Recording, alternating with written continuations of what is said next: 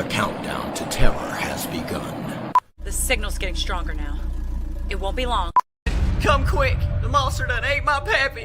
Do you really think this was a bear, Doc? Highly unlikely. First man on Mars. Once he was human. There's something shiny in the rock. This is really starting to sting. Now a bloodthirsty monster, killing and devouring the young. And not so innocent. Let's take a look at this, huh? I'm gonna blast the thing back to hell. Oh, shit. First man on Mars.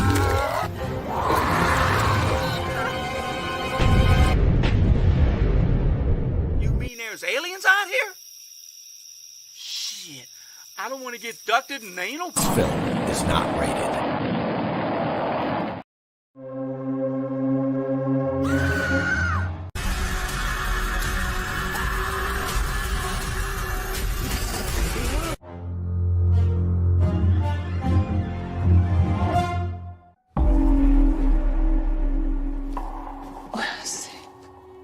Most lesz a jó. Kezedet ezt így tesszük szépen. Kész is vagyunk.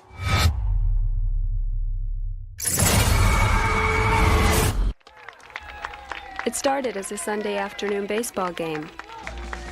Guys against the girls. Then these rednecks turned out to be real sore losers. That's when things started to get ugly. We're gonna kill them! And we did.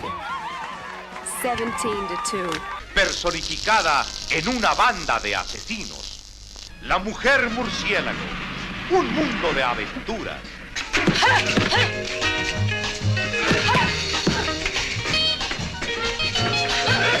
For 50 years, the secret of the cold room has remained hidden, waiting for a new victim to unlock its haunting nightmare. The cold room. There's nothing behind that wall, Carla, except maybe another room. Are you the station owner? No, sir. Did you see who left this car here? No, sir. Seems odd. But you've got an honest face. Have you ever heard of Batman and Robin? No, sir. Fagyott lent a föld. Ott várnak hetek óta temetetlenül. Szállás kell neki. Maradhat. Volt zaj az éjszaka. Fél a sötétben.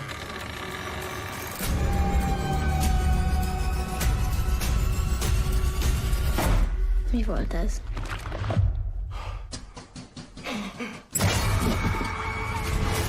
Shazam!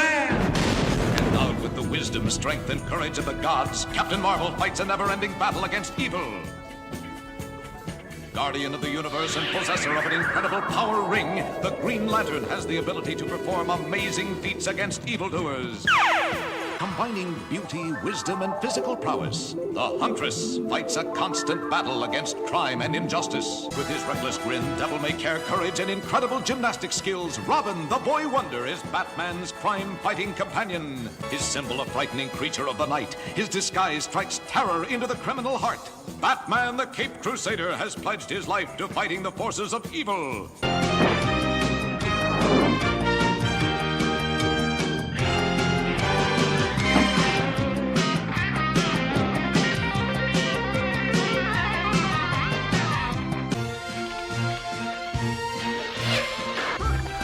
Those dirtbags hunted us down like animals. But we weren't about to give up. Drop your weapons, I'll bust your neck! Del fondo del mar surge el diabólico monstruo que asesina impulsado por un cerebro criminal. La mujer murciélago. Suspenso. Acción. Crimen.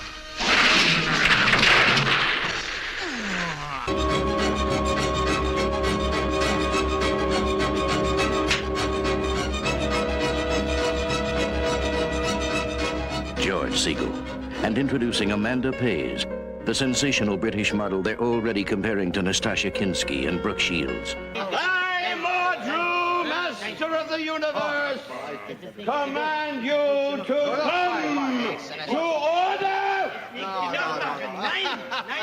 I said order!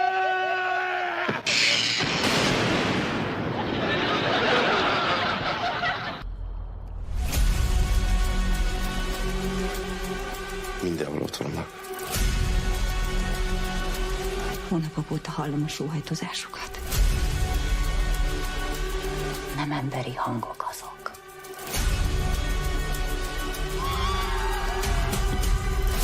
Nem lett volna szabad ide jönnöd.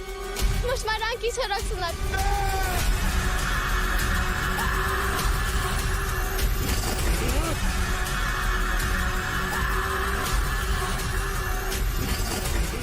Oh, God. I mean, wow, those were some really cool trailers. Good evening, folks. Welcome to the Horror Mike Show on this fine and fiendish Frightday evening. I'm your host, Horror Mike. And if you've been here for the last 5 minutes, you've seen some really interesting trailers, to say the least. Good Lord, man. The stuff that's coming on Tubi these days is hard to believe. And we're going to take a look at it tonight. That's what I'm telling you right now. And before those trailers, of course, there were a couple of trailers for my freaking movies, folks. And the first one that I showed you, I believe that was, Horror Anthology Movie Volume 1, which is on Amazon. And I'm going to drop that link into the chat right now. And that is the link, folks, to Horror Anthology Movie Volume 1. 2 hours, $2 to rent it, okay? If you like sci-fi horror, you're going to like Horror Anthology Movie Volume 1. Trust me, it is really hardcore sci-fi horror action. Let me put it that way. And it's $2 on Amazon. Come on, man. You can't lose. And after that, you saw a trailer for my film First Man on Mars, which I believe is there. Yes, it is. Good Lord, I'm batting 1,000 here. And that is, it's on my site, horroranthologymovies.com. It's also on eBay for a mere $9.95, folks, on Blu-ray. So head on over and get yourself a copy today, will you? So, that's what you saw before those other trailers. And that's pretty much what happened up till now, I guess. Good Lord. What a crazy week. It has been kind of a sad week, though, folks. I must say, a bit of a sad week. Kind of a surprising, shocking sad week in terms of, well, in particular, one death, which I'm going to mention. Typically, I don't mention a lot of people passing away, stars, whatever, that type of thing. But Tony Todd, I mean, and look, 69 years old, folks, that's on the young side of old. Let's put it that way. And so I was rather surprised and saddened by this news. It's not like the guy was 90 where you expect him to, pretty much croak at any given time. This guy was 69 years old. And Tony Todd, obviously, he's probably best known for, his role in Candyman, which is a fantastic horror film Bernard Rose directed. Virginia Madsen, Tony Todd, amazing cast. Incredible film based upon the novella by Clive Barker. And he's, of course, since then, he just exploded into a ton of freaking movies. Some good, some bad. It's one of those things with every actor. They get into certain films that are really quite excellent. And then, it's kind of a hit and miss thing. But there was one film, and I think it's still on Tubi. I would highly recommend this film. It's called The Last Man on... Wait a second. No, I'm sorry. got that mixed up. It's called The Man from Earth. Tony Todd is in it. It's a science fiction film, basically, but there's no special effects. It's essentially, it's just like 6 or 7 people talking in a room. And one of them has a kind of a big surprise for the other ones. And that's pretty much what goes on in the film. And Tony Todd is awesome in it because he's a really great actor. I mean, the guy has been around, as it says here. Yeah, he had roles on a ton of TV films, including Night Court, 21 Jump Street, Matlock, Law and Order, The X-Files, of course, Xena the Warrior Princess, Star Trek, The Next Generation, Dead Space Nine, and Voyager. Good Lord. And I met him once. I met him once at a Day of the Dead convention, horror convention. I had a movie playing there at the convention, and he was one of the celebrity guests. And he was just hanging out, at the kind of the outside area. I don't know what you call it really, but it's an area where people would go, I don't know, have a beer, maybe, smoke a cigarette, whatever. And so he was just hanging out, and I talked to him a bit, and I mentioned The Man from Earth as being one of my favorite films of his. And he was kind of surprised because a lot of people don't talk about the film. It's just so low key, but it's really quite a great film. It was written by Jerome Bixby, who also wrote the screenplay for It, the Terror from Beyond Space, amongst many other science fiction stories, short stories, and novels. Jerome Bixby. It's exceptional. If you get a chance, check it out. It's called The Man from Earth. But rest in peace, Tony Todd. Really kind of a sad thing. Sad to see him go. He was really one of the most talented. If you wanted to kind of pigeonhole him into being a horror film actor, which he basically was, that was his attribution. Unfortunately, I think he was definitely more than that, had the chops to do pretty much anything. But if you want to consider horror films, I think he was one of the best living horror actors, definitely of the 20th century, obviously going back into the 80s and 90s. Pretty much any film with Tony Todd in it is probably going to be worth watching once. It might be a pile of crap, but he definitely makes it, watchable. So there you go. Candyman star Tony Todd, dead at 69. Let's get over to the chat, shall we, and see who's with us on this fine and fiendish Friday evening. Dave James is here. Hello, Dave James. Friday evening with Horror Mike. This is how you start a great weekend. Thank you, Dave James. I appreciate that. Werewolf by Lunchtime is here. Hello, Werewolf. I Am One of Us is here. Hello, I Am One of Us. How are you doing, my good fiend? Dave James says, watched Night of the Creeps and My Bloody Valentine for Tom Atkins' birthday. Oh, that's a good combo. That is a good combo, Dave James. I haven't seen My Bloody Valentine, guys, at least since, now, there were 2, right? You're talking about the 2009, which was the remake. I have not seen that perhaps since it came out. So it's been at least 15 years. But Night of the Creeps, I know that is currently on Tubi. I'm probably going to be covering that one, folks, because it's great. It's got Tom Atkins in it. Come on, man. So that is awesome. Tom Atkins' birthday. Happy birthday, Tom Atkins. Good Lord. Reco Verlius is here. Hello, Reco Verlius. Something like that. Good evening to you once again. That is the link to Rent My Film Horror Anthology Movie, Volume 1, folks. Radamus is here. Hello, Radamus. How you doing? Good to see you. By the way, Mike, the Majorettes film you recommended was a great experience. Yeah, it's a good one. Folks, if you didn't watch Majorettes, you got to check it out. It's on Tubi. It's well worth it. It's actually pretty well done.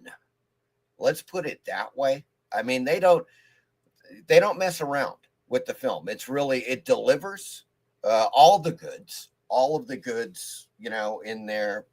I think it's a solid 80s, if you want to call it slasher kind of film, but it's got a certain other edge to it that makes it a lot better than many of the slashers of that period. Highly recommended. It is on Tubi.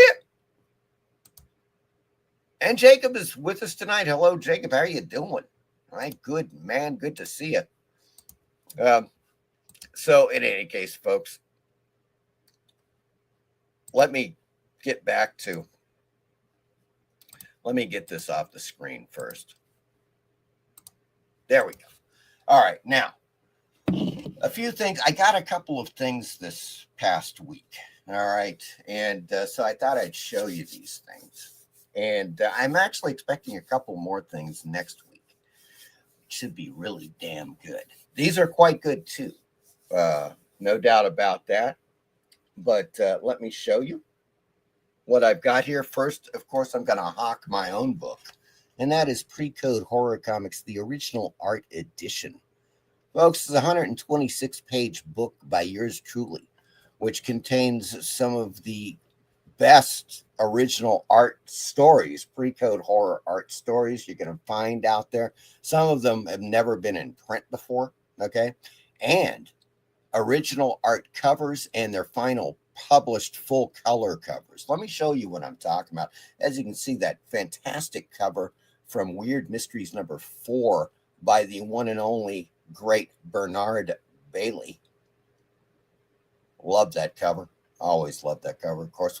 I mean, what's not to like, folks? You got a skull, the dagger sticking in the head, and then this Xanty misfit ant coming out of the mouth. I mean, what? That is just so damn cool. It had to be the cover, of course. But let me show you. I just I'll find one that I haven't shown for a bit. Yeah, this is fantastic. Invasion, a really cool sci-fi horror tale drawn by none other than Jack Sparling.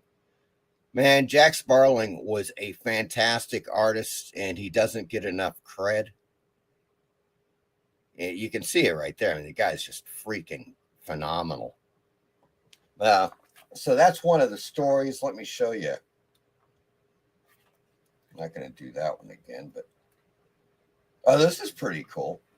I think this is Myron Foss. Yeah, it is Myron Foss. In the back section, you've got the original art covers. And for this issue of Tales of Horror, you can see the original art, which is by Myron Foss. And then, of course, the final published art. Yeah. There we go. Trying to get that glare off of there. So, there you have it, folks. It's a ton of stuff. There are a couple of actually unpublished covers in here that for one reason or another, and we're talking Jack Kirby, Warren Kremer, were never published. You know, they were pre-code horror covers that for one reason or another, the publishers decided not to publish them. But they're in here. They're in this book, folks. Pre-code horror comics, the original art edition. Now, you might be asking yourself, well, that's all fine and dandy, Horror Mike, but where the hell do I get it? That's the question right there. And, well, of course, I have the answer for you. Not only that, folks, but it gets better. I'm dropping a link in the chat There we go. There it is, folks. There's the link in the chat. And the thing is that the price, I have now dropped the price for the holiday season. Yes, for Black Friday, of course, for the oncoming Christmas season. The book is now $18.95 on Indie Planet, and that's the lowest it's going to go. Okay, folks, before it goes up again in January.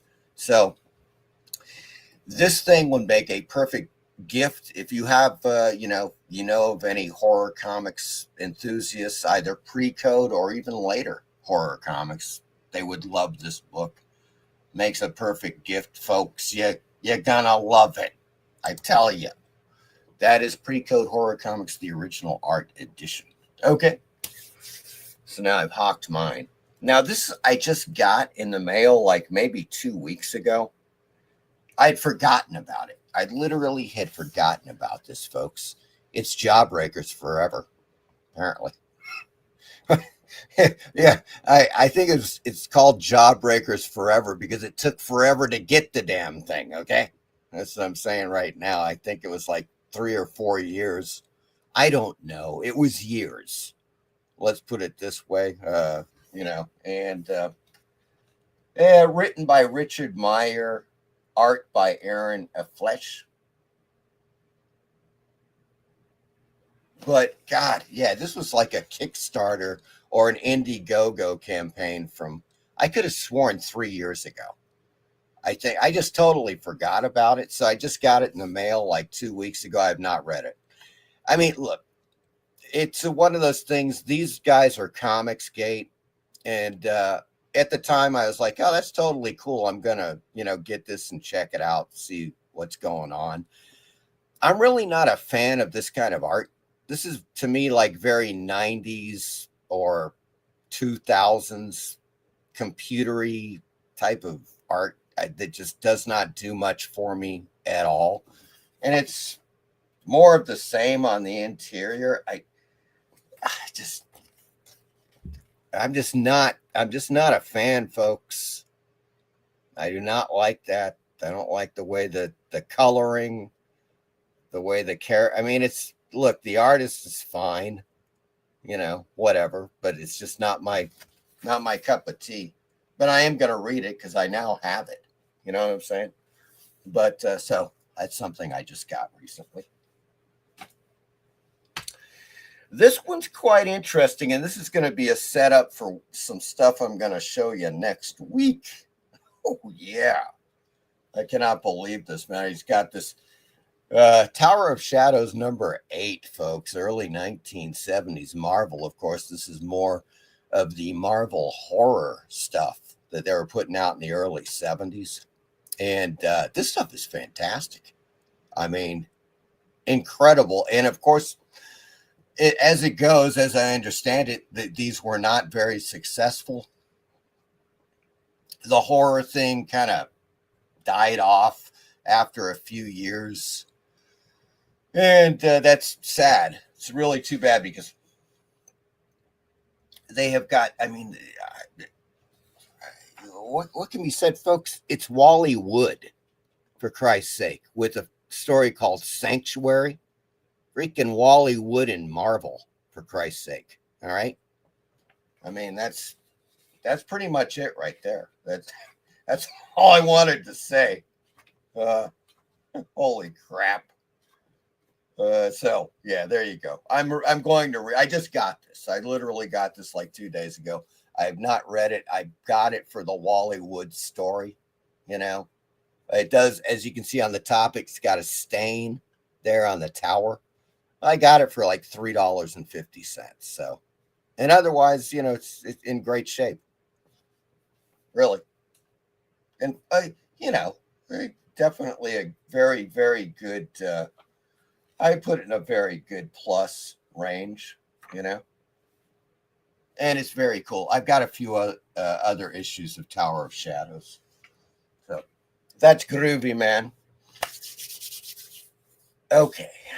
So there's this guy. You guys, are you aware of Anthony's comic books? He's in New Jersey. I came damn close to interviewing Anthony for my documentary Haunted Thrills. And we were actually even on the phone. I was up there, right? I've got my rental car. I'm driving around. I'm interviewing people in New York and shit. And so I'm like, man, I got to interview this guy, Anthony, from Anthony's Comic Books. And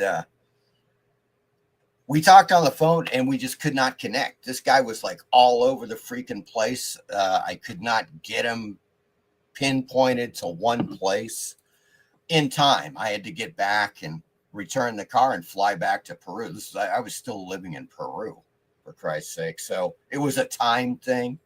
So I never got the interview, but this guy has got a ton of stuff.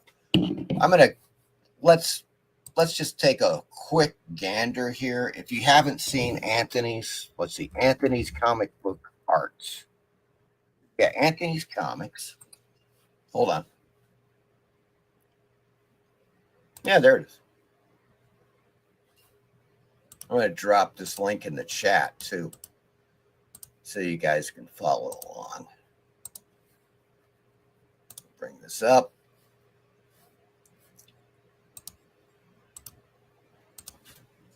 Now he does have he's got a store on eBay as well. I highly recommend it. We're going to check that out in a second because there's something you might be interested in. That's building up to a couple of things I'm going to show you in a second here. But this is Anthony's comic book art. He sells a ton of original art. I bought pre-code original art pages from him, God, going back more than 10 years ago.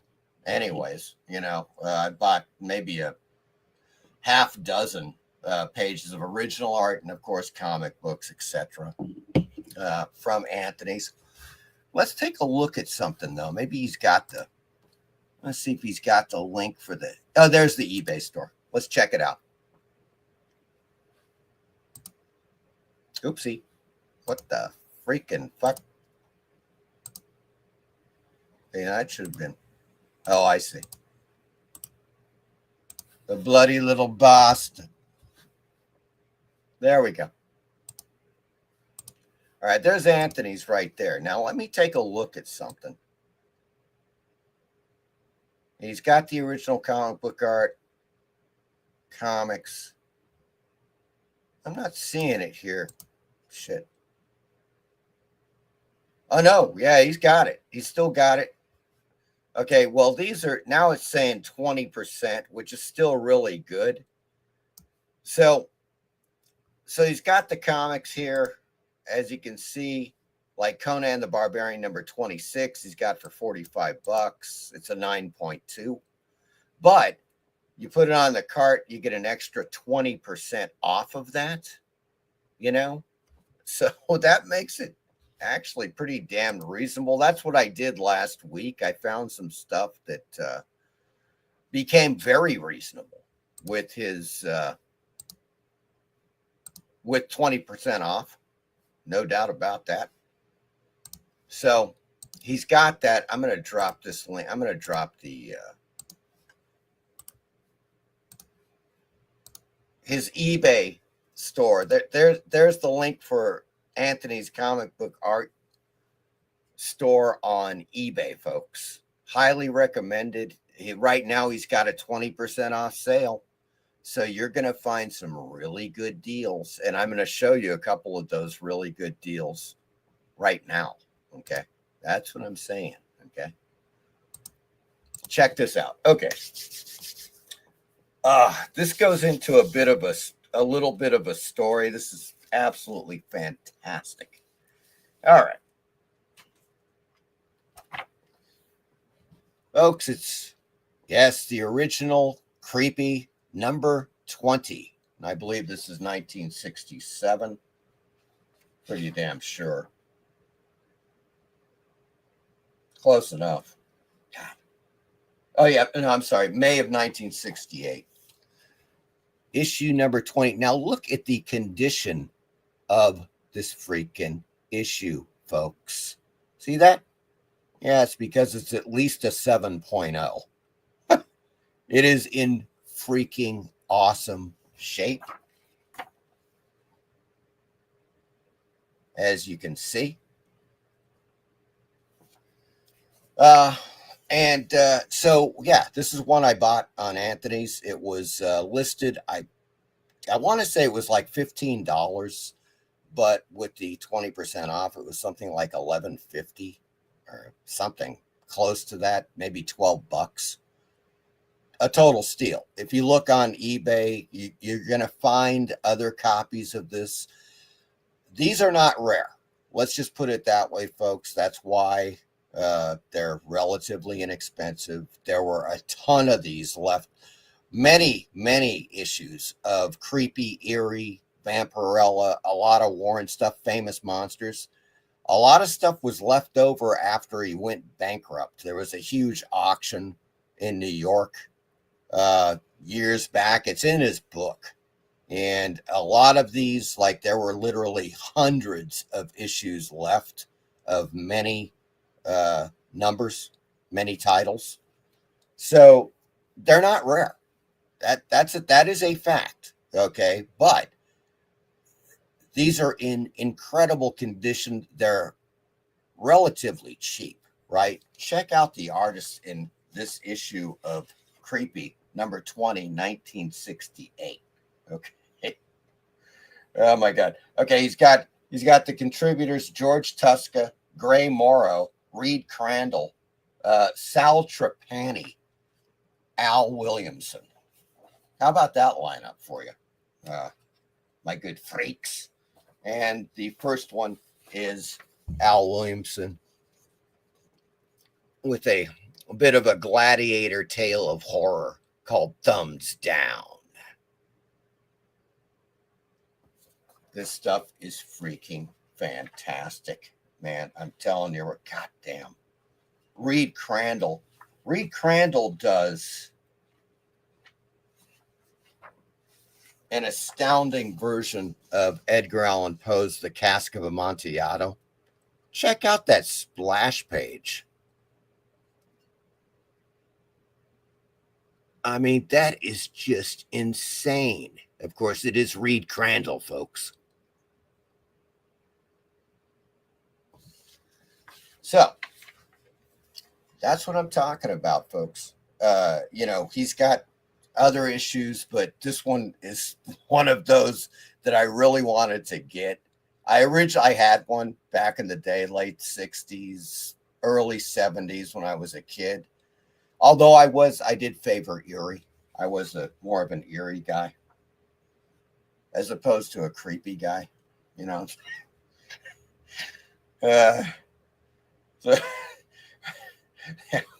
they also have, remember the records? You get the vinyl LPs of the various classic stories, War of the Worlds, The Invisible Man, King Kong. Remember those suckers? Only $1.98, folks. Wild New Adventure LP records. Oh, yeah. And, of course, the ad for Monster World. God damn. Okay, let's take a look. Yeah, they've got, like, of course. I mean, this is still, Creepy. This is like 1968, so it's only issue number 20. Creepy is still relatively young, obviously. There's a bunch of famous monsters in there. A couple of the annuals and yearbooks.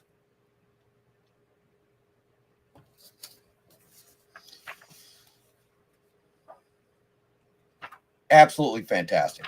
Okay. It was for $12 in this condition. It's just, I'm definitely not going to pass that up. And I didn't. So I have it. It is Creepy number 20, folks, from Anthony's Comic Book Art. I dropped that link in the chat. His eBay store, 20% off now. Okay. You might find some stuff that once you take the 20% off, you realize, oh shit, he's cheaper than anybody else. And that's what happened with this, because there are other people selling this for $15, 14, 15, $20. but not with 20% off. So that was what got me about it. Okay. That's what got old Horror Mike interested there, that magical 20% off. And ooh, doggy. Oh my God. Well, I'm going to start with this one because it's the earliest. I got 2 issues of Cinefantastique because they were also cheap with the 20% off and in stunning condition. Check out this 1971 issue. This is issue number 3 of Cinefantastique magazine, one of the greatest magazines ever created, covering film, especially genre film, science fiction, horror, and fantasy. Anybody guess what that cover is from? A little guess. A hint would be 1970, 1971 science fiction. Yeah. That's a bit of a tough one, eh? In any case, this is, well, obviously, it's issue number 3. It's very early Cinefantastique. Of course, there's the one and only Vincent Price is Dr. Phibes on the back cover. That's just beauty. Now, at this point, I think the entire interior is black and white. They had yet to, start getting into color. They were just trying to figure out what was really going on. They got an article, lengthy article on fantasy films, Giant Imagine, Gamera, and so forth. Really cool. And one of the things about the early issues of Cinefantastiques, yes, they did, they do, here is the article. Well, okay, folks, I'm going to tell you. Let's see if somebody got that. No, they did not. That is the Andromeda strain, folks. If you haven't seen the Andromeda strain, what the hell have you been doing with your life? Okay. Andromeda strain circa 1971. New film, and they have a relatively short, just a 2-page article on the film. Of course, adapted from the Michael Crichton novel, which is also fantastic. One of the great science fiction films of all time, as far as I'm concerned. But in any case, this is Cinefantastique number 3. And I got it cheap. It was, once again, with the 20% off. I think it was also like $12, somewhere in and around $12. And again, folks, we're talking easy 6 to 7.0. I mean, it is just like freaking insane condition. We're talking, this is, well, it's about almost 25 years. And no, what am I saying? 1970, 50. Yeah. Okay. Yeah. Over 50 years old. Almost 25. It's over 50 years old, folks. And one more issue. This one I had way back in the day, folks, when I was a teenager. I had this one. This is volume 5, number 2. The special issue on A Boy and His Dog, with interviews with Harlan Ellison and L.Q. Jones, the director of the film. This is when they were really getting into analyzing films, like taking one film and doing 30 or 40 pages on it per magazine, like really getting into the nuts and bolts of the making of a particular film. Yeah, tripping through Alice in Wonderland. Massive article on A Boy and His Dog. Really quite excellent indeed. Then they've got, God, I mean, shit. And the amazing thing too, of course, is that they're kind of announcing new films. Here's a new one for I think this is 1976-ish. But check out these. Of course, they've started doing color and some great stills from the original Logan's Run. And they did an entire issue on Logan's Run as well. Everything. They covered pretty much, from Hollywood films, definitely, to off Hollywood films, foreign films. Hollywood Boulevard is hilarious. You ever get a chance, Dick Miller is in it. And as you can see with that photo, you bring it in there. There we go. There's Dick Miller with Robbie the Robot, folks. And on the other side, there's Paul Bartel, who directed the film with Godzilla. Oh, yeah. Hollywood Boulevard. It was on Tubi for a long time. I don't know if it's still on there. But once again, I want you to notice the condition of this particular issue. Absolutely fantastic. Easy 7.0 in spectacular condition. And once again, I think it may have been cheaper. It may have been like $11, something like that. Hard to pass up for an issue in this shape. You don't really see them that often in this condition, so very pleased with that. And there's a couple of things that I should have next week. You're going to want to check out, folks. Oh, I cannot wait to get my claws on these things. But it is comic art related.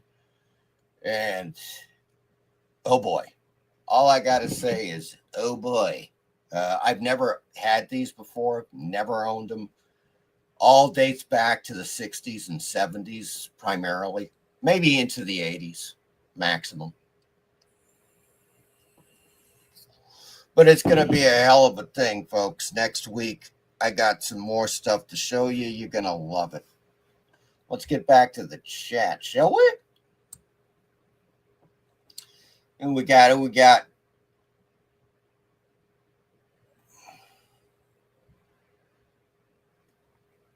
oh, okay. We got Radamas saying, by your recommendation, I also watched the Death Wish Club, and I really enjoyed that one too. That is a weird ass fucking movie. Death Wish Club, folks. I'm not kidding. Midway through the film, it just hits you with a whammy, like where you're going, what? It is an odd one. It's odd, and it is worth watching at least once. There's no doubt. It's got an originality to it, although it is one strange ass movie. And that is on Tubi, folks. Apex Comics is here. Hello, Apex. Good to see you. Indie Planet is where you're going to get Pre-Code Horror Comics Original Art Edition, folks. Once again, that is my book. It is on sale. It has dropped. The price has dropped to $18.95. It ain't going to go any lower. And it's one hell of a book, folks. There it is right there. Pre-Code Horror Comics Original Art Edition by yours truly. All right. Right Knight 70 is on the scene. Hello, Right Knight 70. Welcome to the show. I don't think I've seen you in here before, but welcome, my good man. Tony Todd was like an American black version of Christopher Lee, full of that regal menace. I completely agree, 100%. He had that presence. It's just because the guy was folks, Tony Todd was a stage actor. That dude was doing Shakespeare for years. He was doing all kinds of, he's doing Ibsen, God, oh, it's killing me. Russian dude. A lot of them. He was there. He was in many, many plays, classics and stuff. So he had this classic training as a theater actor, and before he got into film. So he's got that presence that not a lot of other actors have, and I would definitely say Right Knight 70 is on the money here. Like Christopher Lee, that there's just something you gain that you have from a classical background that others don't, and they did. Tony Todd was one of those dudes. There ain't no doubt about that. And it's kind of, look, I kind of call it as I see it. He should have been in more bigger budgeted horror films or just films. More, because he got into some really bad low budget horror films that were just a waste of his immense talents, as far as I'm concerned. There was a good one, like The Man from Earth, Jerome Bixby, The Man from Earth. I think that may be still on Tubi, highly recommended, where it's just him acting. There's no special effects. It's him and 5 or 6 other people in a room for 90 minutes. And it's really good. Good science fiction. What year did the Tower of Shadows come out? I want to get it. I believe that's 1971, Radamus. If I'm not mistaken. I want to say, yeah, because this is hold on. This is Tower of Shadows number 8. Oh, no. What? Fuck. 1970. It's 1970. Tower of Shadows, look, at least the first 10 issues are quite good. I've got several of them, and they do a lot of classic stuff. There's H.P. Lovecraft adaptations within the first 10 issues of Tower of Shadows as well. Of course, there's some Poe adaptations in there and some other really great stuff. Really good. God. Highly recommended. Anthony has lots of original art. There is no doubt about that. Met him a few times at Comic-Con. Really, real personality, big, boisterous. I see why you couldn't pin them down. Yeah, he was just busy. The guy was all over the place. Greetings from Raleigh. It's K.O.Joe. Hello, K.O.Joe. That is Anthony's comic book art online store, folks. eBay.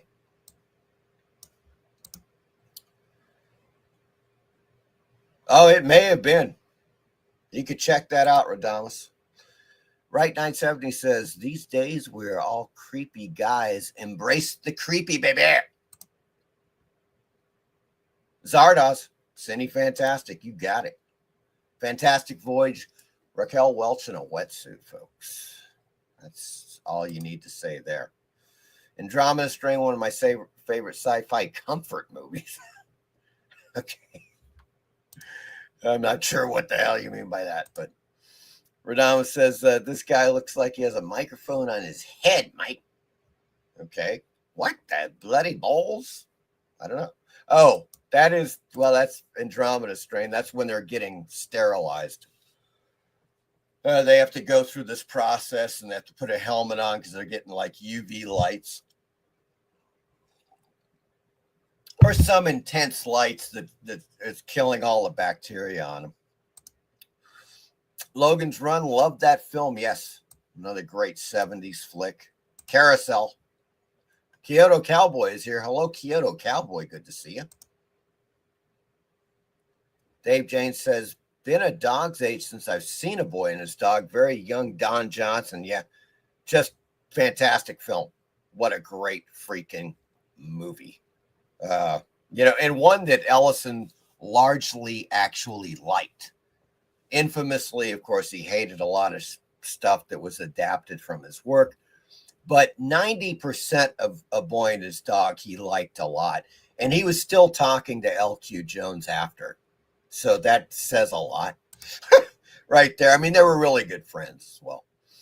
Tony Todd played Grange in the film The Crow, 1994 version. He was also in at least the first Victor Crowley. What the hell was that thing called? Maybe it was just called Crowley. I don't know. whatever the hell. You know those films. He was in that. Right Night 70 says, I love your show, Mike. Thank you, Right Night 70. And if you don't mind me asking, what did you see my show on off of YouTube or Rumble? Because I put a video up like a promo video on Rumble. Sometimes people come over from Rumble. You know, it happens occasionally. Or did you see it directly from YouTube? Thanks. Yeah, there you go. Thanks, Dave James. It's Hatchet. And the creature, the character is Victor Crowley, isn't it? That's and then they made him. There was another movie called Victor Crowley. I think he was in Hatchet 1 and 2. But okay, yeah, that's right. And those were good. You know, those were some kind of high profile films that he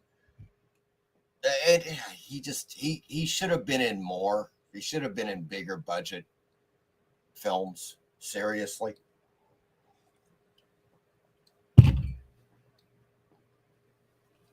I mean, like, he was in big budget films, but he was also he was always a really minor character, you know, as opposed to like Candyman, where of course he was the star. I don't know what the hell, man. You see him in Candyman, you're like, oh, this dude's got it. He's the dude. He's like, I was like, okay, this guy could be considered the new face of horror, especially in a classic horror sense. That dude had it. And I was, you know, fully thinking that we would see him in equally as large, you know, budgeted films going forward, but he wasn't in that many, like as a star, you know. I know you from YouTube. Thank you. Excellent. Good to know. All right, guys. Well, you know what time it is. Huh. I don't have to tell you guys. Good Lord.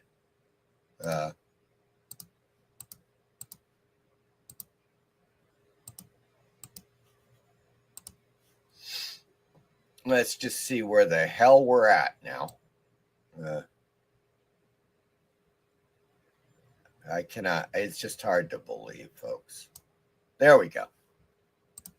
It's hard to believe, my good fiends. Tubi is just, I don't know, they're just continuously killing it. They are freaking killing it, my good fiends.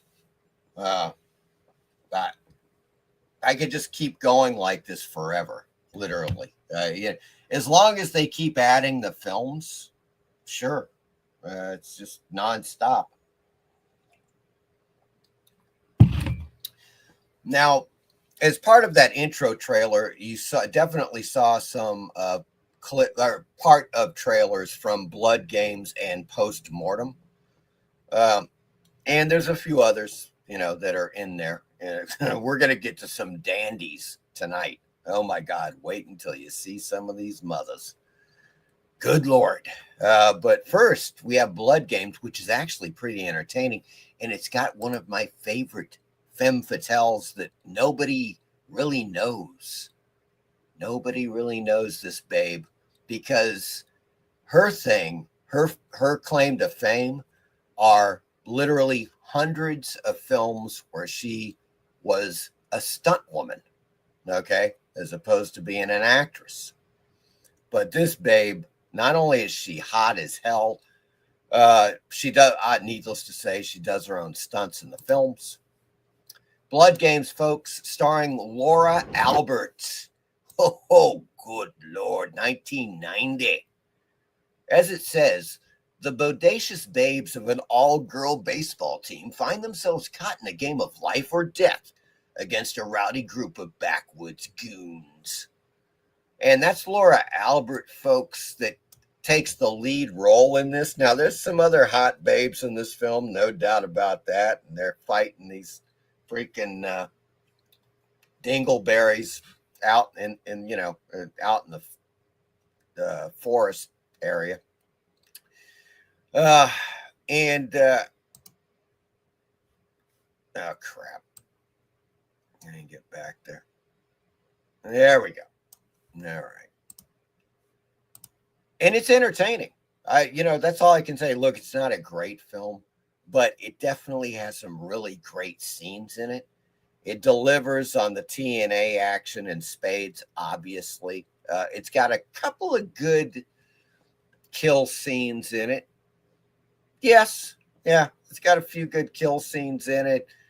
And it's generally pretty good with the action, I can't really fault it there.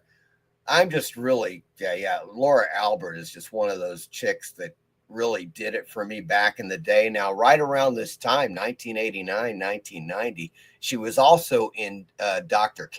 Caligari. Dr. Caligari was a sequel to The Cabinet of Dr. Caligari. I don't know if many of you know this or not, but it was shot in Fullerton, my neck of the woods in Southern California in the late 80s.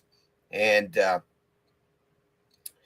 it's like a surreal, they kind of take a lot of cues from the original Cabinet of Dr. Caligari. She's in it. She's really great at it.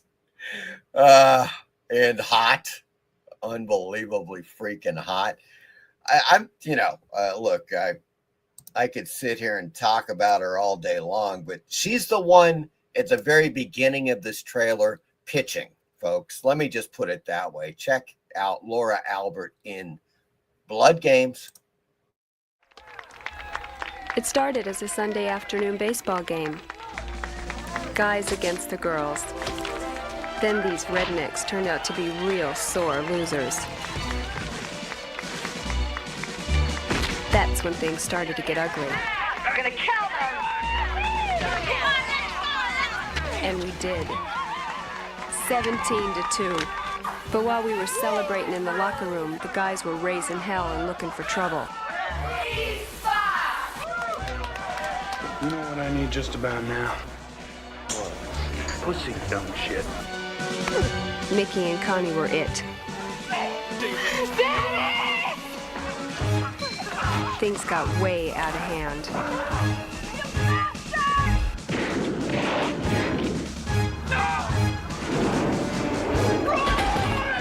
I want justice. Roy's dad turned out to be an ex-mercenary.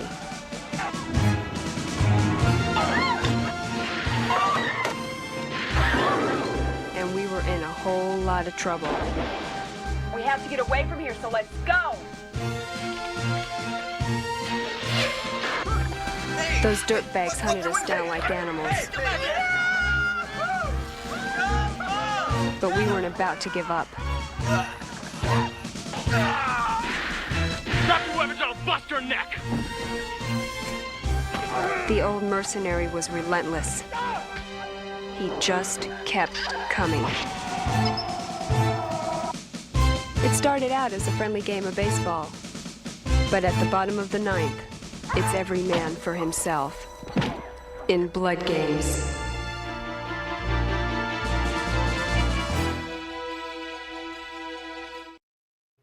There you go, folks. Blood Games.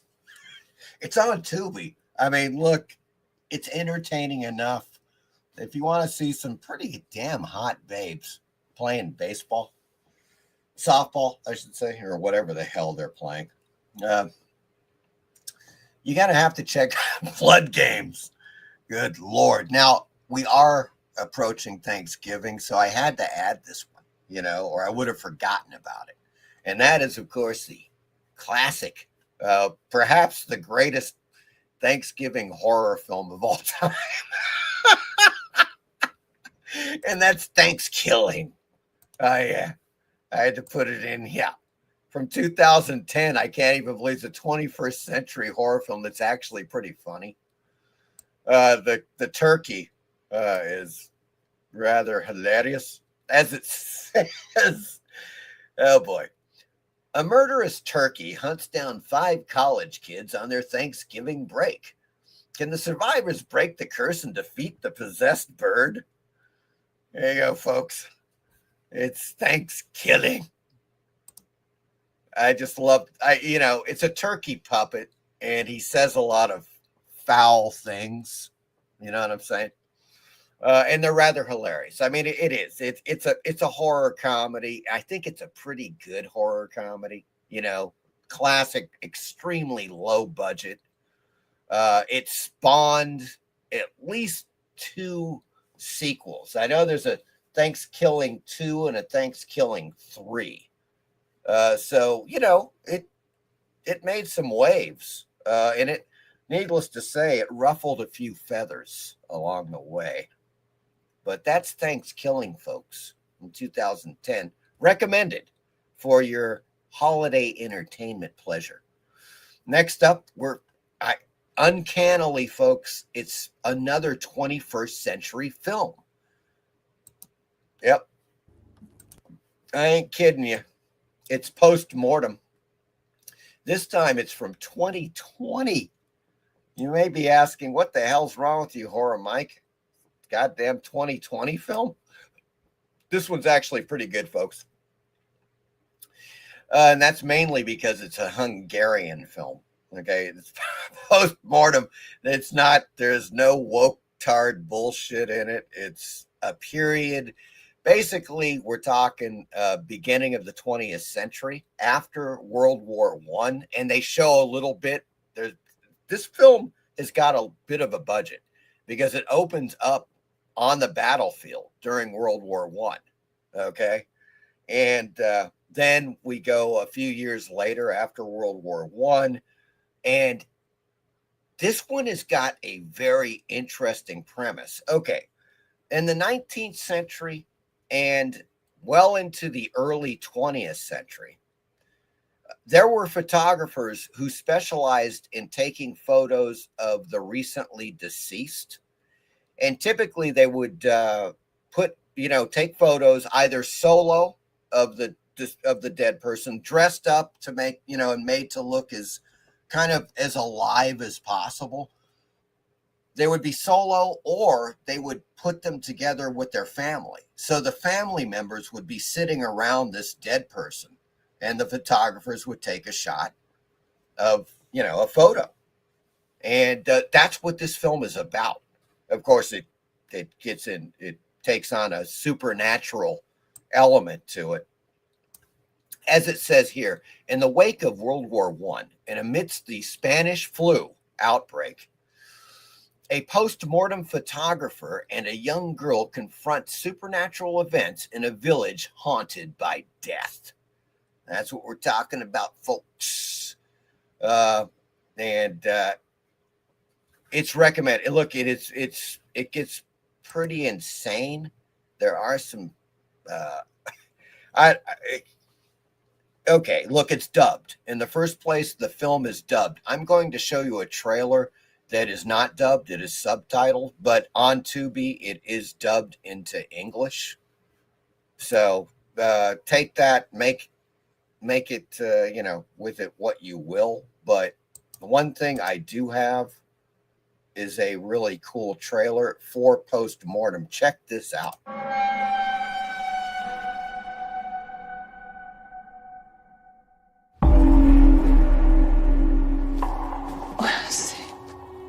Most lesz a jó. Kezedet ezt így tesszük szépen. Kész is vagyunk.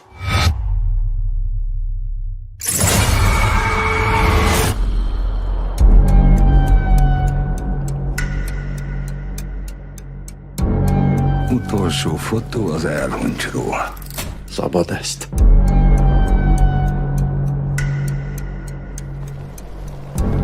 Nálunk is vannak halottak. Eljössz? Fagyott lent a föld. Ott várnak hetek óta temetetlenül. Szállás kell neki. Maradhat. Volt zaj az éjszaka.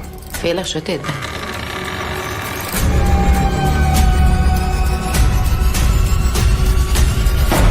Mi volt ez?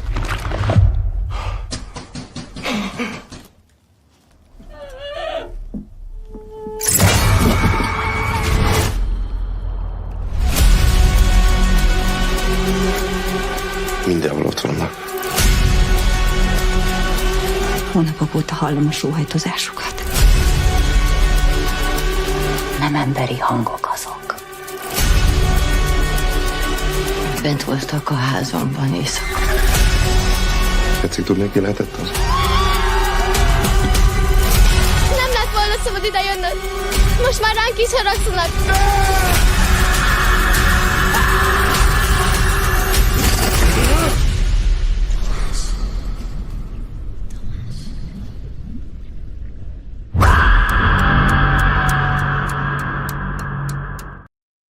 There you go, folks. Trailer for Postmortem on Tubi now. I recommend it. It's different, no doubt about that. Even though it was shot in 2020, yeah, I swear to God, you could take it 20 years back. You know, it's a period piece. We're talking during, you know, the Spanish flu outbreak, just after World War I. They do a really good job with that, with the period stuff. I love that type of thing, you know, in horror films, going back, you know, doing a period piece type film. And you don't see that much anymore. So I found it a breath of fresh air. Postmortem. It is on Tubi, folks. Recommended. If you just want a good original kind of, I mean, I'm not going to say it's entirely original. There are some original concepts in it, but done well enough to hold your attention for almost 2 hours. You know, that's Postmortem. It's really cool. And it is dubbed. It is not subtitled. Next up, we're just switching gears completely. Because they just added this. Now, I've seen it before. You should really watch it. You should check this out. If you have not seen Watchmen, the complete motion comic, you should really check it out, folks. This is from 2009. I wasn't even aware they did one until a few years back when I just stumbled upon it. It was on YouTube. Somebody put it up there. I was like, what the hell is this? And I watched it. I was like, wow, this is really good. And then I was very pleased to see, like perhaps a week, 10 days ago, they added this to Tubi.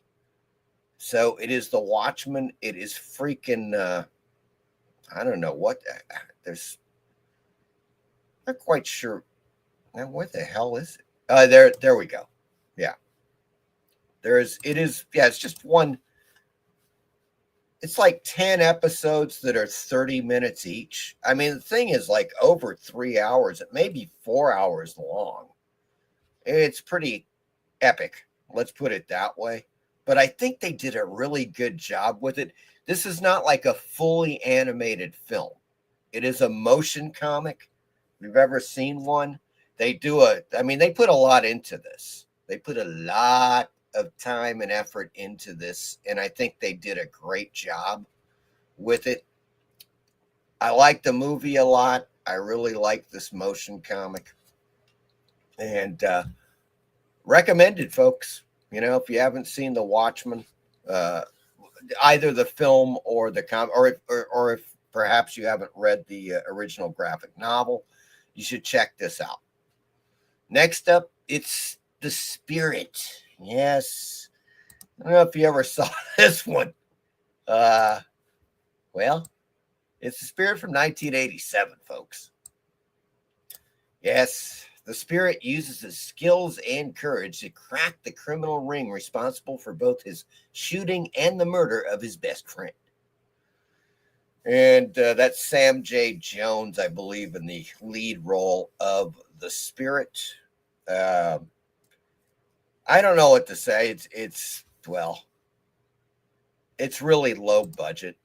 Let's put it that way. I've got a very short trailer for The Spirit, which is more like, I think what I got here was, this is him, like just a couple of crime fighting sequences. It's not really a trailer per se, but it's a little better than the trailers that I found. So check this out.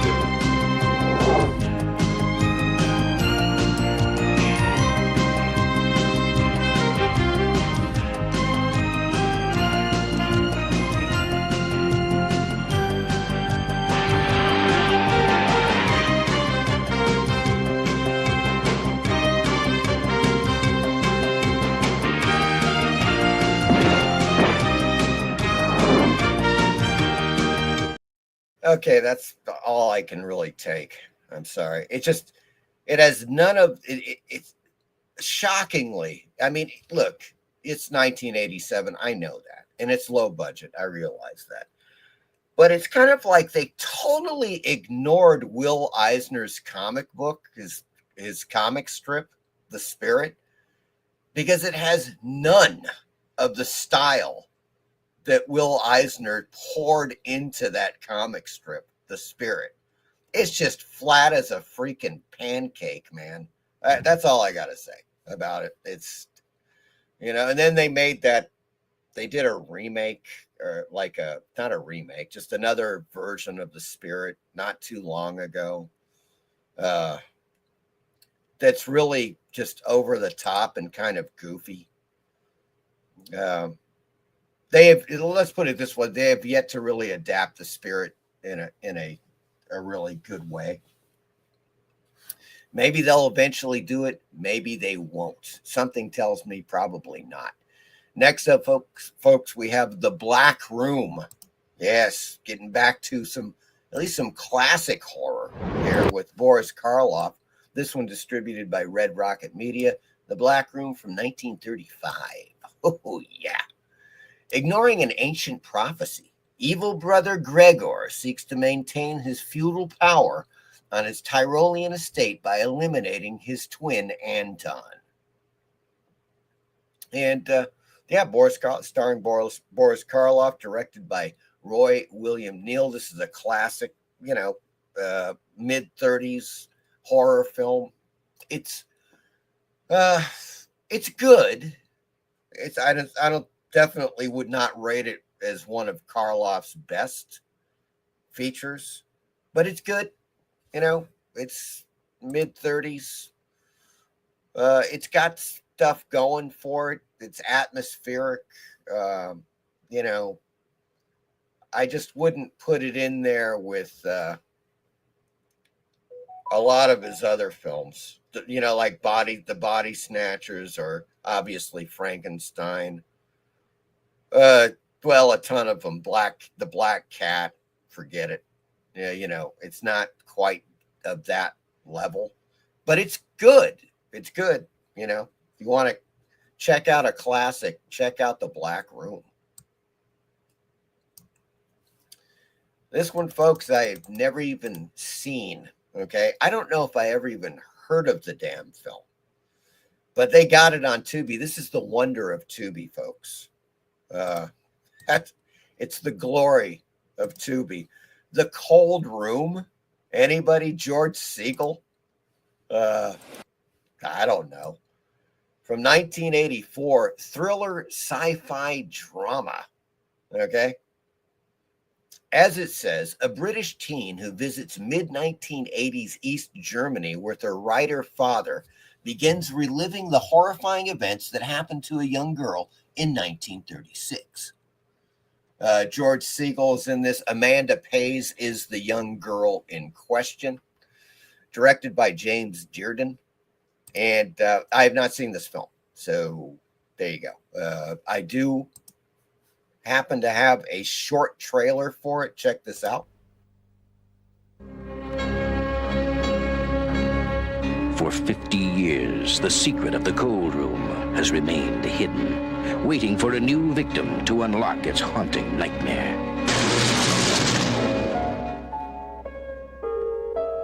The cold room. She's afraid of it, but she can't escape it. The cold room. There's nothing behind that wall, Carla, except maybe another room. The lovers. And the violence. The rape. And the revenge. It's all about to happen again in the cold room.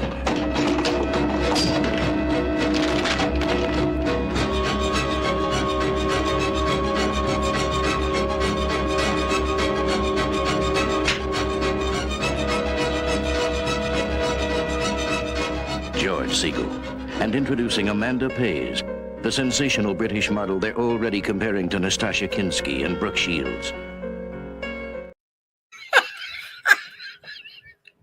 And introducing Amanda Pays, the sensational British model they're already comparing to Brooke Shields.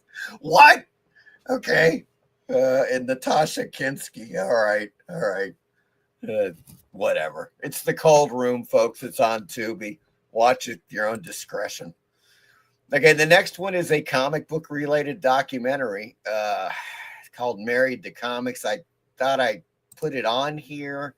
Well, because it's a comic book documentary. Okay, now, this is a 2023 comic book documentary. And as it says, a glimpse into the art and married life of Justin Green and Carol Tyler, two giants of autobiographical comics who set the bar for the genre, right? Now, as I was looking at it, it says starring, and it does, that they interview Robert Crumb, Art Spiegelman is in here, Trina Robbins is in here, Chris Ware. And I'm like, okay, you've got some artists that, interest me. And I don't, I'm not quite sure. There's a trailer, you can see it on, I don't have the trailer here. I just couldn't bring myself to put it on here. It just seems like it's suffering from a bit of the woke mind virus bullshittery. And it's just not, I couldn't do it. That's all there is to it, folks. Look, I like a good comic book documentary, but it's 2023 and this thing's got the woke mind virus on it. Okay. That's all I'm saying. Yeah, that's all I can say. Maybe, if you're interested, it's on Tubi. Check it out. Once again, at your own discretion. Now, next up, folks, this is a weird one. This is part of course, the thumbnail that I used for tonight's show because it's great. Check that out. It's Cake of Blood. Hey, Mom, I really wanted German chocolate. This Cake of Blood is, I don't know.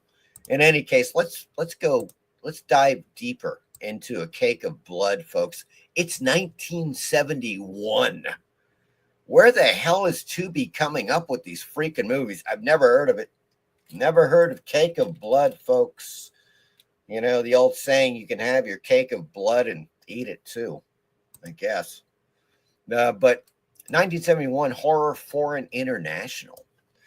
And it gets stranger, all right? Check this out. Under the oppressive Franco regime, 4 filmmakers unite to create a horror anthology that examined classic themes through a transgressive lens. Okay, so they're obviously, taking pot shots at the Francisco Franco regime. And I'm sure it somehow revolves around the Spanish Civil War. I can tell you one thing. Now I'm gonna do this too, because there is one thing about this film. I did not actually download the trailer, but let's see here. Cake of Blood. There it is. All right.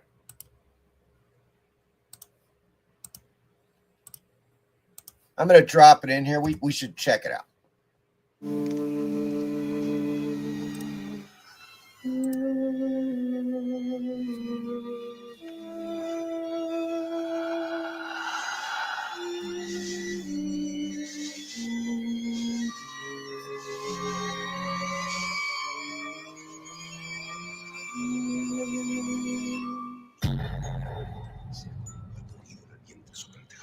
Sea como una parturienta en Jaime, sea como un enfermo de peste que agoniza en el hospital, sea como una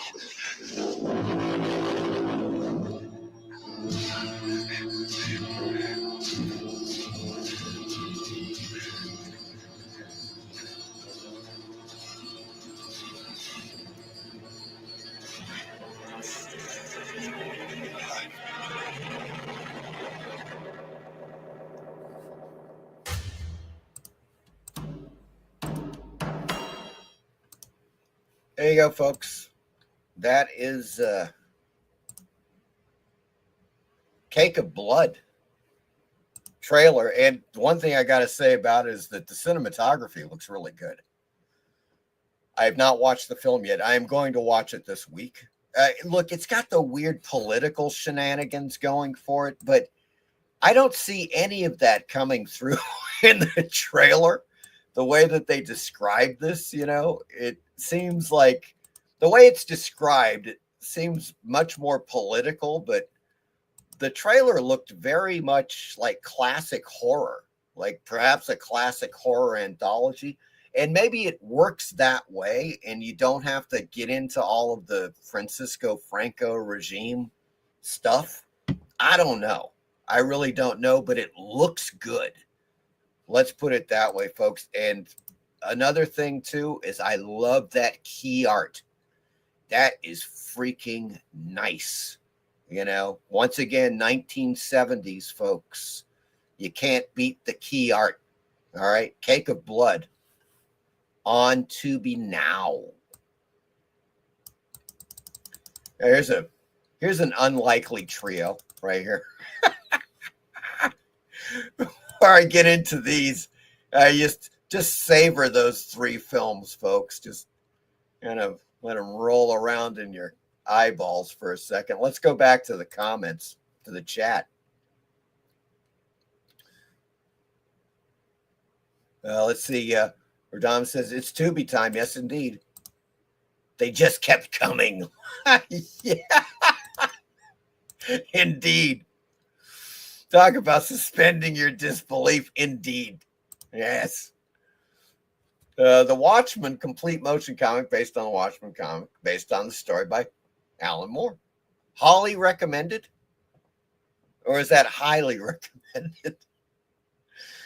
Or did Holly recommend it as well? I don't know. Kevin Hellon is with us tonight. Hello, Kevin. Good to see you. My good fiend. Amanda Pays. Yes. Indeed. Yeah, she was also in Max Headroom, right, guys? I really liked her in Max Headroom a lot. I like that I like that series. It was kind of nutty, but a lot of fun, and Matt Frewer was really great in it. Cake of Blood looks interesting. Yes, it really does. The cinematography looks good. It's got the whole political end of it is bizarre, but I remember Jess Franco hated Franco. Yeah, a lot. He got a lot of hate. Okay, there's no doubt about that. Of course, he got a lot of love. It kind of depends on who you're talking to. It's funny with Francisco Franco, and as some of us may remember from Saturday Night Live and Chevy Chase. And this just in, Francisco Franco is still dead. You may recall that.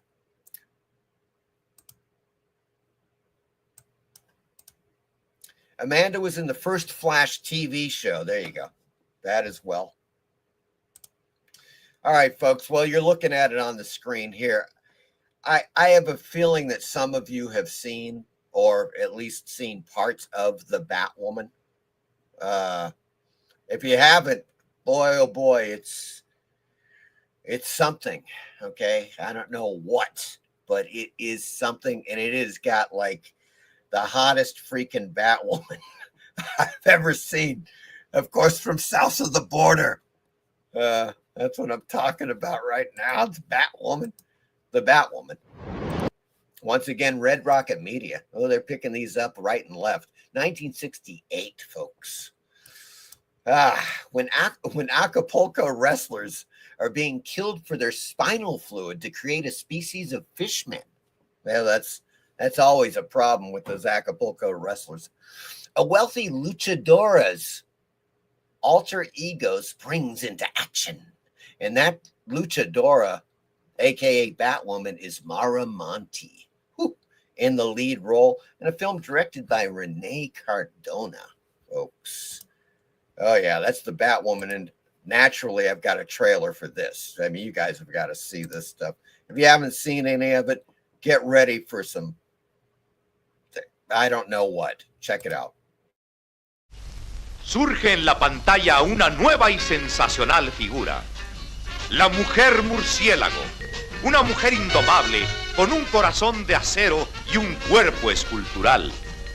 La mujer murciélago, campeona mundial de lucha libre, se enfrenta a muerte contra la maldad y el crimen personificada en una banda de asesinos.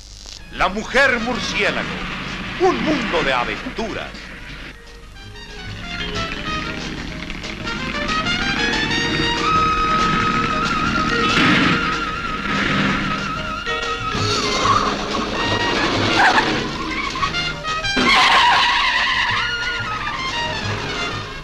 Una obra maestra de horror y misterio.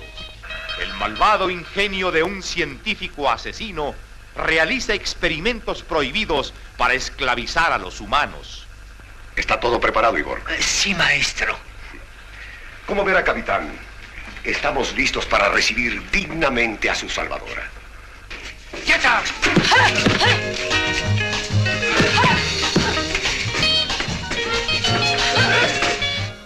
¡Prepárate, Igor!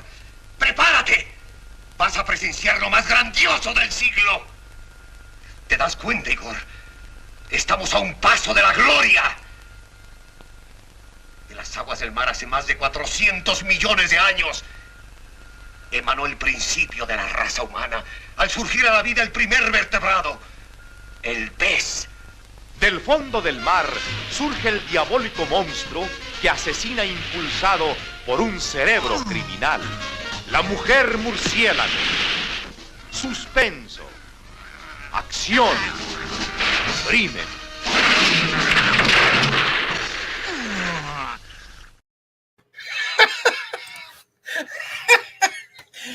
There you go, folks. I mean, it's just a load of entertainment. Now, of course, on Tubi, it's either dubbed or it's subtitled. Okay. I just pulled that trailer off of YouTube. It was the best looking trailer. They didn't have subtitles. That's the way it goes. But a couple of things about the Batwoman.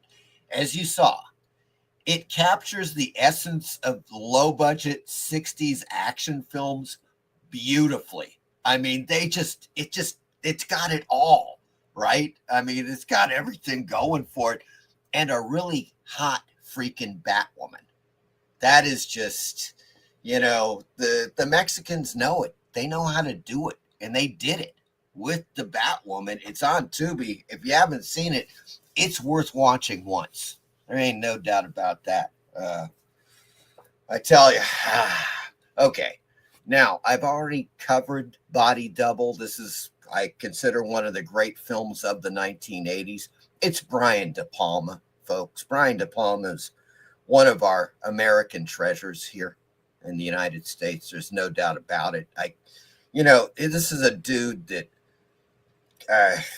God, just considering the incredible list of films, we're talking Carrie, the original Carrie, is absolutely fantastic with Sissy Spacek. That's De Palma. Phantom of the Paradise. If you haven't seen that, it is just beautiful, gorgeous, absolutely gorgeous. It's not a musical in the sense of like Rocky Horror. They do musical numbers in it. It's more of it's a take on, of course, it's a take on the Phantom of the Opera and Faust and so forth. It's fantastic. Just great soundtrack. De Palma, man. I mean, we're talking, of course, Body Double is one of those films in the 80s that you've got to see to believe. It is just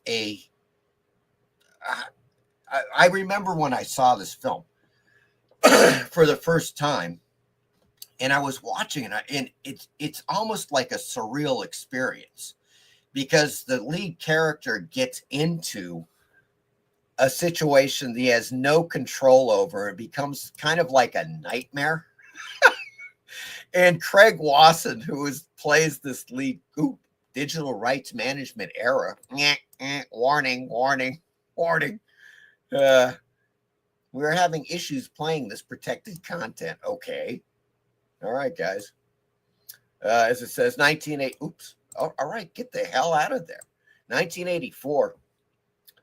Thriller crime mystery. Yeah, so you've got Craig Wasson as the lead character, Melanie Griffith, Deborah Shelton, who is fantastic as the femme fatale that unfortunately gets drilled to death. This film is like American Giallo, surreal American Giallo. That's about the only way I can describe it. It is so freaking bizarre. Dennis Franz. Of course, you have Frankie Goes to Hollywood in the movie. And Craig Wasson's character is just getting he's getting the ultimate mind fuck. There's no doubt about that. He's just going through this series of misadventures, and it just snowballs into this situation where he's questioning his own sanity. Dennis Franz is also in this, of course, and Barbara Crampton has a very short but extremely nude and sweet part in Body Double. I consider it one of De Palma's greatest films. It is truly, an American classic. If you have not seen it, it is finally on Tubi, folks. You can watch it for free on Tubi, and I highly suggest that you do. It's top notch. It's top tier American cinema, in my opinion. I wish I could say that about Legends of the Superheroes, folks, but oh my God, I don't even know what the hell. This is from 1979. And obviously, look, it is, as they say here at Venture Comedy Sci-Fi, kids and family. It's definitely, made for kids. It's a family show. No doubt about that. Frank Gorshin is in this, thank God, as the Riddler. And Charlie Callis is also in this, of course, Adam West, Burt Ward, Jeff Altman. As it says, the best Crime Stoppers from the DC Comics joined forces to kick butt, save the world, and then head to a celebrity roast for Batman. That's what we're talking about right here.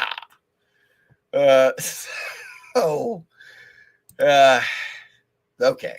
Yes, I have a trailer. I got a trailer for this. I had to do a little trailer for. I've got actually two little things. First, here's just a short clip that I had to put in here. Check this out. Very short. You need help? Oh, are you the station owner? No, sir. Did you see who left this car here? No, sir. Seems odd. But you've got an honest face. Have you ever heard of Batman and Robin? No, sir. I know they're around here someplace. I'm gonna look for myself. There you go, folks. That's just a little scene. Okay. Now here's the trailer, the full blown. It's rather long. I may cut it, but I just want to give you a good idea as to what's going on here. Legends of the Superheroes. For centuries, the world has been protected by a group of extraordinary men and women who have dedicated themselves to fighting crime. Ladies and gentlemen, the world's mightiest mortal, Shazam! Endowed with the wisdom, strength, and courage of the gods, Captain Marvel fights a never-ending battle against evil. Guardian of the universe and possessor of an incredible power ring, the Green Lantern has the ability to perform amazing feats against evildoers. Sentinel of the skies, winged phantom of the night, the Hawkman fights the evils of the present with the weapons of the past. Combining beauty, wisdom, and physical prowess, the Huntress fights a constant battle against crime and injustice. Joy of the oppressed, wonder of the multitudes, the Flash. This crime fighter is swifter than the speed of light, fleeter than the rapidity of thought. With the uncanny ability to generate earth-shattering sound waves, the Black Canary fights a relentless battle against criminal injustice. With his reckless grin, devil-may-care courage, and incredible gymnastic skills, Robin, the Boy Wonder, is Batman's crime-fighting companion. His symbol a frightening creature of the night. His disguise strikes terror into the criminal heart. Batman the Caped Crusader has pledged his life to fighting the forces of evil. Somewhere in a secret hideout located on a remote island, the arch enemies of our superheroes have gathered to hatch a diabolical plot to destroy the world. May I have your attention, please? Attention! Attention, ladies and gentlemen. I should like to call this meeting to order. I, Mordru, Master of the Universe, command you to come to order. I said order!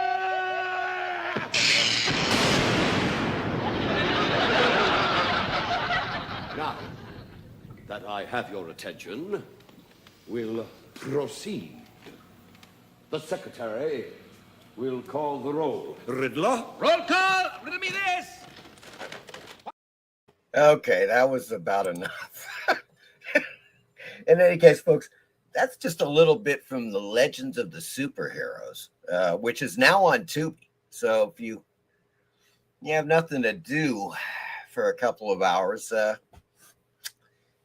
you might want to check it out. Now, look, I love, fucking Adam West. He's just hilarious. And, of course, Frank Gorshin. He was just really great Riddler. Come on, man. But, whew, doggy, I tell you. Let's get back to the comments here.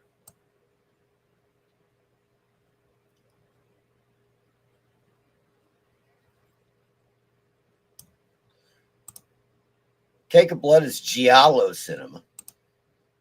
Well, it's Giallo Franco. Better than the CW Batman TV show. God, yes. Oh, my God, yes. There ain't no leagues ahead of that, Dave James. There ain't no doubt about it. I just put the Batwoman on my Tubi watch list. Yes, a good move. Look, it's entertaining. Are you kidding? It's got a hot Batwoman and it's got like a freaking creature from the Black Lagoon type dude that is kind of pink, but he looks pretty cool, actually. Dave James, the mad scientist, reminds me of John Lithgow, yes.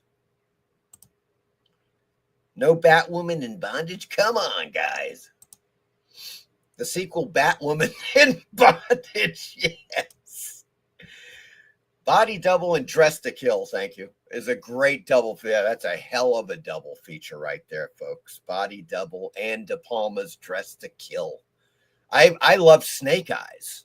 I don't know if you guys saw Snake Eyes with Nicolas Cage. That was one of De Palma's last crime thrillers, and I liked it. I liked it a lot. It was really, really quite cool. Obsession by Brian De Palma is on Tubi too. Yep. That is all. There's several De Palma films now on Tubi, folks. The villains always steal a show in those Batman series type things. Oh, yes, of course. Well, folks, that brings us to the conclusion of another episode of the Horror Mike Show. I hope you enjoyed this evening's entertainment. And indeed, next week, don't forget, there's a couple of things I'm going to show you. I'm expecting to get them sometime this week. If you're a comics fan, you're going to want to see these. There's no doubt about it. I guarantee it. You're going to freaking dig the hell out of this. That's all I'm going to say. Okay. That's what's going on. But everybody have a great freaking weekend and rest of the week, until I see you next Friday. And let's try. I'm going to try it, folks. Let's see what happens. They may cut me again. They may cut the show off, but let's try Linda and the Starfires and see what happens.